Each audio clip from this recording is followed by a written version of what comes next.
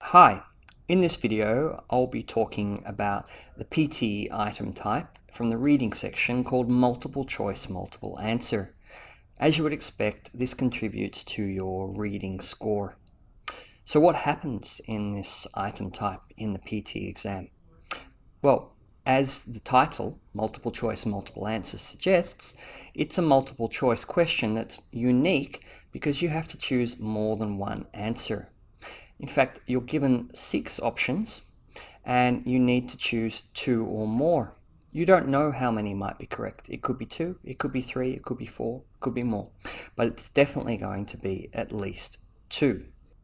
So how long do you get in the PT exam for multiple choice multiple answer? Well, technically as long as you want, but that's a really bad idea because you have to manage an overall time of 32 to 41 minutes for the whole reading section of the exam.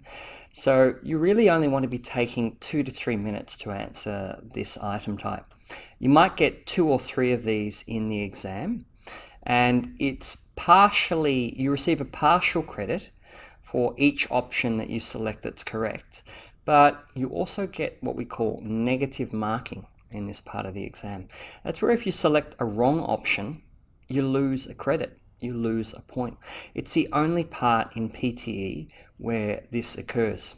Also in the listening multiple choice multiple answer. But basically, be careful of that, the negative marking, so you don't lose points. Now, what are the key tips and strategies? Well, one of the key tips and strategies is to be aware of rephrasing. Often the people who write these exams, remember, in PTE, it's a computer that assesses you, but it's human beings who write the exams.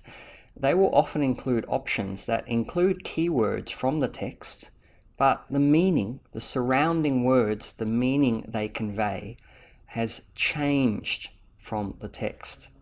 And consequently, that keyword might be put there as a trick. More likely is that the correct options will be rephrasings of something that's occurred in the text. So a re-expression of it through the use of synonyms or thematically related words. So keep an eye out for that. You always must be thinking in terms of rephrasing. Another key tip is to look out for what I call qualifying words. Qualifying words are technically adjectives and adverbs, but these words are often easy to be dismissive of. They're often tiny words like some, often, many, few, much, less, more. These tiny little words can seem insignificant, but they can slightly change the meaning of the option, and that can make it incorrect. So keep a close eye out for the qualifying words that occur in the options.